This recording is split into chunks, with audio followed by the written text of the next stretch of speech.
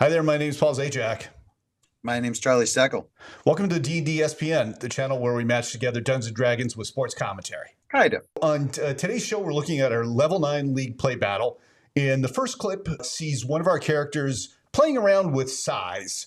And there's a couple of plays. So let's take a look at the clip and then we'll come back and talk about it. And he will cast Enlarge onto Terran. Okay. So he is even bigger. Prior to the battle starting, Terran has used a species ability to enlarge himself to large, and now Haldir is casting Enlarge Reduce to bring him back up to huge, right? So huge.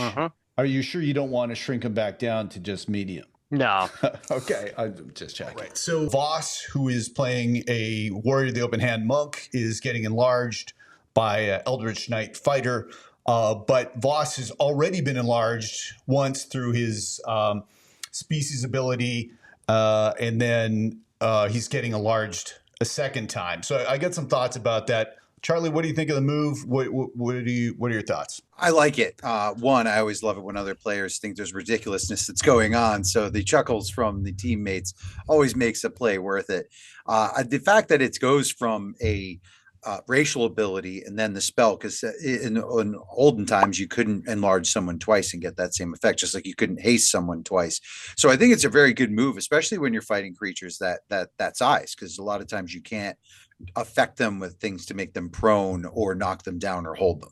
I guess there's a couple of questions. The Hezrou, which he ends up engaging with later on in the battle, that's the main one he's grappling. That creature is a large size. And as a Goliath character, you're medium size. So by the rules, you can grapple that monster anyway. So the physical size of being large and then huge, in this case, it doesn't really matter. I mean, it's kind of awesome, right? That your character is huge. Feels good. Yeah, right. Yeah, feels good. Feels good to be huge. But then the question was, okay, so does he get something out of those two different ways of enlarging? And the answer is, short answer is yes. With the species ability, he gets some additional speed along with some of the same things he gets from the Enlarge Reduce spell. And then the Enlarge Reduce spell uniquely gives some additional damage. Both of those ways of enlarging will give you bonuses on strength checks. Additionally, the Enlarge Reduce spell gives you bonuses on a saving throw. Unfortunately, in the 2024 rules, grappling no longer relies on opposed skill checks, right? So that kind of like changed how it worked. And neither of these ways of enlarging your character gives an improvement of the spell save or the grapple save DC. And so to that extent, those spells don't do anything. I still think it's awesome that the guy is huge. I guess one of my gripes with something like that is I think it should be even cooler, right? Like if you're huge, you should be able to mash something down, and I think that's where the rules a little bit to my taste break down, right? If you're that huge, there should be more, I think. Well, yeah, you take that as an opportunity for role play. I think that's the time where you change the gear to fantasy, and that gives them. I don't want to say they don't get like carte blanche or artistic license to do whatever they want. It's a real situation where they just like, you're now larger than this creature, but how much larger? Can you still fit your hand around that demon, or is the demon fighting back what's considered that situation? But it is great for dramatic effect. You should get something for that, at least story wise. Yeah. And the extra 1d4 extra damage, I mean, come on, like you feel like in that situation it doesn't seem like much, but truthfully too, your character doesn't spend most of their time in a huge state, so do they know exactly what to do with themselves when they're that big?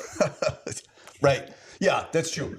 I do really like your suggestion that it should be a role play thing, and I guess as a dungeon master, you could say like the monster looks at you and it looks like it's like, really scared. Expletive. Oh, holy! In place your favorite curse word. Right. You could have that expression go across the monster's face. And maybe even you could, with that, you can say, you're so huge that you've scared it and your next attack is at advantage or something. Like give it, you might give that additional bonus. You go through all that as a player for that effect. Don't waste it. Make it a part of your attack. Make it a part of your action. Don't just say I'm double the size and I grapple. They need to tell you what that looks like. Like don't leave that to somebody. Like you went through all this trouble to come up with this formula. Make it fun. Yeah, that's a good point too. Also, reward the role play. If they really go into it, then you can, give something more. Okay, I don't know. I think that's the end of this clip. And if you want to watch the full battle, you can see it over on our second channel, DnDSPN 2, the Deuce. Link is down below, and as are links for other parts of this battle.